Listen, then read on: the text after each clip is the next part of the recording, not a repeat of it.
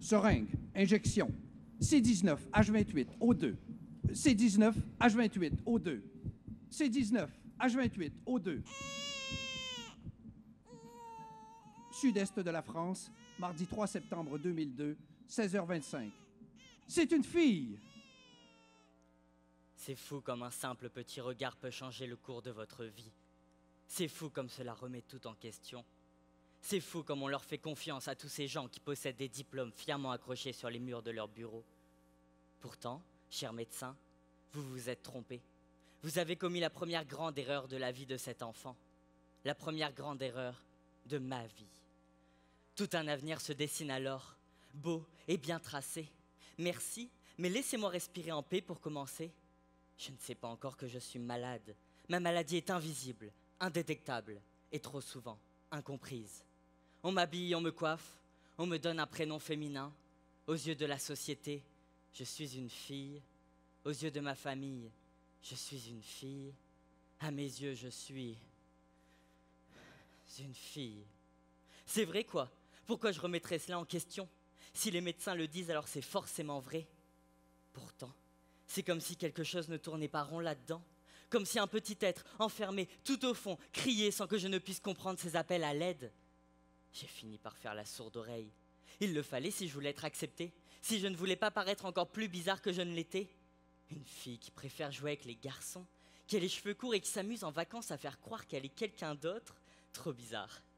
Les adultes disent même que je suis un garçon manqué. Drôle d'expression. Mais j'ai préféré rentrer dans le moule. Et j'ai plongé la tête la première. J'ai commencé par mettre du maquillage et des faux ongles. J'ai laissé pousser mes cheveux. Et j'ai mis des vêtements qui mettaient en valeur mes formes. Mais quand on plonge la tête la première, on se casse souvent les dents. Durant l'été 2016, je suis tombé sur le compte d'un garçon qui a mis dans sa biographie le mot qui changera à jamais ma vie. Transgenre. À l'époque, on n'en parlait pas. On ne savait même pas que ça existait. Alors il m'a raconté son histoire, ses souffrances, ses rêves de torse plat, de pilosité faciale, de voix grave. Comme sous le choc de mon propre reflet, j'ai baissé le miroir, j'ai éteint la lumière.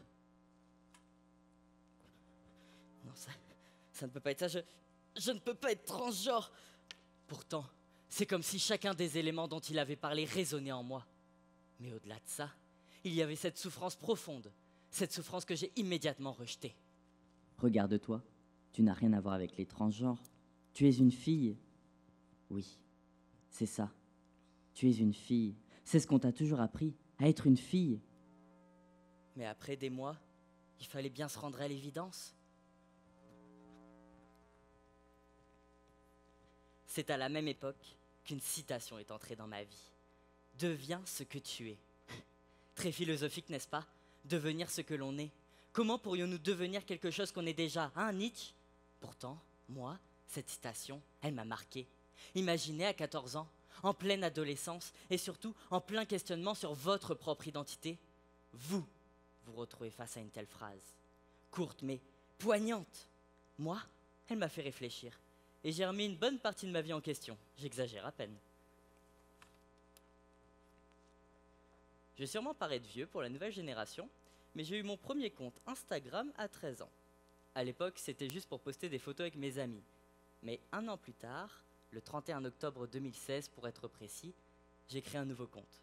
Sur ce compte, je me présentais pour la toute première fois comme Tao, un garçon, dans un corps de fille. C'est ce même jour que je l'ai dit à mes amis. Et 2 semaines après, c'est à ma mère que j'en ai parlé. Je me souviendrai toujours de ce moment. Je ne savais pas comment aborder le sujet, alors je lui ai dit que mes amis m'appelaient Tao à présent, et qu'ils disaient « il » pour parler de moi. Ma mère ne comprenait pas bien, et il faut dire que mes explications étaient assez bancales. Alors je lui ai dit que je ne supportais pas mon corps, tout particulièrement ma poitrine, que je voulais la cacher, et qu'il existait des hauts compressifs spécialement pour ça. La première réaction de ma mère a tout de suite été de me demander « Tu ne veux quand même pas te faire opérer, hein ?» Alors je lui ai répondu « non, bien sûr que non ». Mais au fond de moi, je criais « oui, bien sûr que oui !» Mais il ne fallait pas y aller trop fort dès le départ.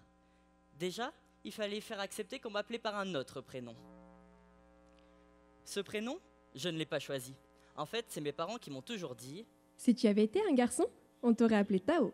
Alors j'ai fait des recherches et j'ai découvert qu'il avait plusieurs significations. Notamment, celui qui sourit. Mais c'est justement à partir de ce moment-là que j'ai arrêté de le faire. Tout s'est enchaîné très vite. À l'école, la rumeur avait circulé. C'est ainsi qu'on a commencé à mal me regarder, à se moquer de moi.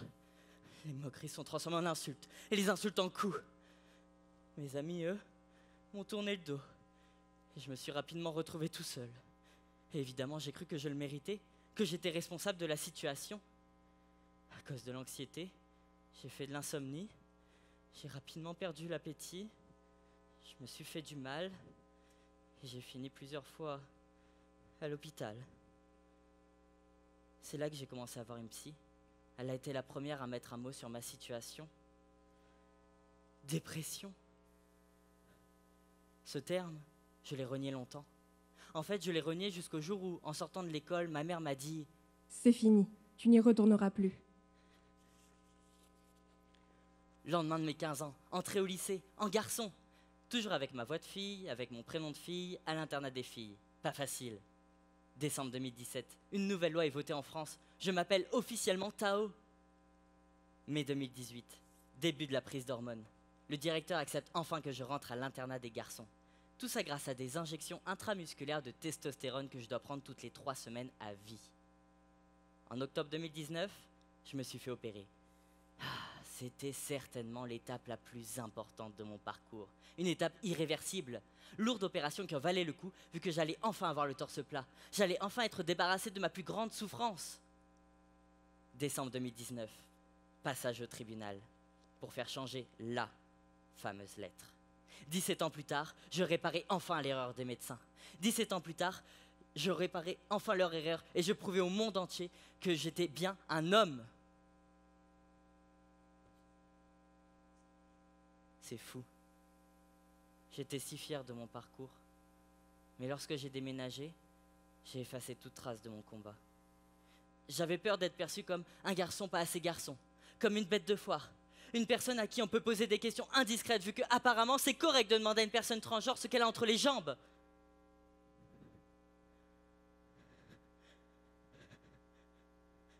J'ai peur.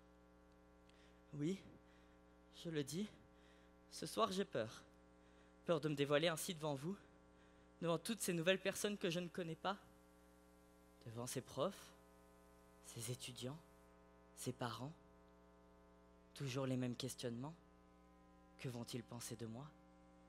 Quel impact va avoir cette soirée sur ma vie privée, sentimentale, professionnelle? Vous vous souvenez? Je vous ai dit que j'étais malade. La transidentité est encore considérée dans beaucoup de pays comme une maladie, un mal qu'il faut soigner. Ce n'est qu'en 2019 que l'Organisation mondiale de la santé a reconnu officiellement que la transidentité n'était pas une maladie mentale. Et 13 pays membres de l'ONU considèrent encore les personnes transgenres comme des criminels. Mais ça, ce n'est que pour les pays qui l'ont officialisé dans leur texte de loi. Parce qu'ils sont temps à faire la même chose sans forcément le dire publiquement. C'est pour ça que je me suis caché tout ce temps. C'est pour ça que des millions se cachent encore aujourd'hui. Ils ont peur. Nous avons peur. Mais j'aimerais leur prouver ce soir qu'avec le temps, on apprend, on comprend et on est plus fort. Quelque chose bouillonnait en moi, j'avais besoin de parler. Et je suis bien content ce soir, car vous n'avez pas le choix de m'écouter. Parce que, devinez quoi? Vous avez payé pour ça. Alors j'aimerais dire à tous ceux qui m'écoutent, mais surtout aux Tao de 13-14 ans, que oui, ça va être dur. Tu vas tomber de nombreuses fois, mais tu vas toujours te relever. Car la preuve, ce soir, devant vous, je deviens qui je suis.